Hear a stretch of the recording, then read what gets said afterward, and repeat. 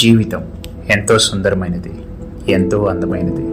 అలానే జీవితం కాలగర్భాన దాగి ఉన్న చీకటి లాంటిది. This is Robin Ashno. Welcome back to life is precious. మనం పీల్చే శ్వాస, చూసే ప్రపంచం, కనపడుతున్న ప్రాణం అన్నీ ఒకనాటికి కనుమరుగయ్యేవి. జీవితాన్ని మనం సముద్రంతో పోల్చొచ్చు.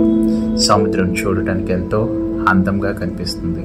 ఉదాహరణకి మొట్టమొదటిసారి ఒక ఓడలో ప్రయాణం ఎంతో ఆనందింపచేసేలా ఉంటుంది.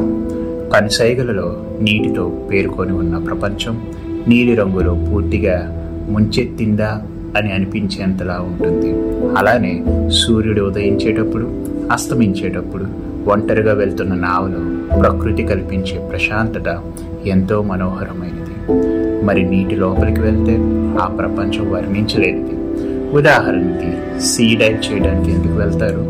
ఆ అండర్ వాటర్లో రంగురంగుల చేపలు, కోరల్స్, గ్రీనరీ ఇవన్నీ చూసి ఆనందింప చేయడానికే కదా. అలానే జీవితంలో ఎంతో ఆనందం, ఎన్నో విజయాలు, ఎంతో ఘనత, నవ్వులు, సంతోషాలు, సుందరమైన జీవితం అందమైన సముద్రం లాగే ఉంటుంది. కానీ అదే సముద్రం ఎంతో వణుకు పుట్టిస్తుంది.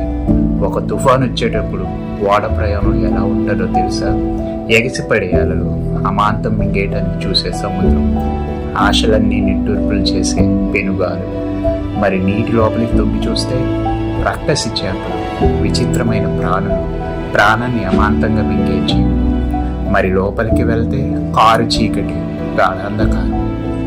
మనిషి మనసు కూడా ఒక సముద్రపు చీకటి అంత లోతైనది. ఎంత లోపలికి తొంగి చూసినా ఆలోచనలు కనిపిస్తూనే ఉంటాయి.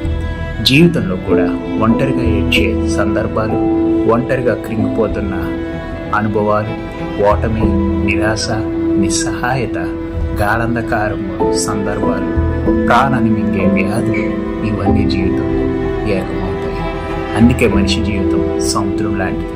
ఒక ప్రక్క అందమైన ప్రకృతి, మరో ప్రక్క బీభత్సం, వికృతి.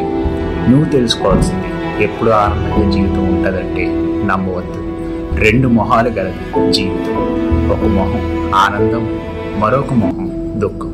ఈ రెండింటిని బ్యాలెన్స్ చేసుకుంటూ ముందుకు వెళ్తేనే బ్రతకగలం.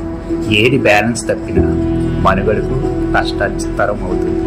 కాబట్టి మనం ఎదుర్కోవటానికి సిద్ధంగా ఉండాలి, గెలవటానికి సంసిద్ధంగా ఉండాలి. ఎందుకంటే జీవితం అనేది ప్రాముఖ్యమైనది.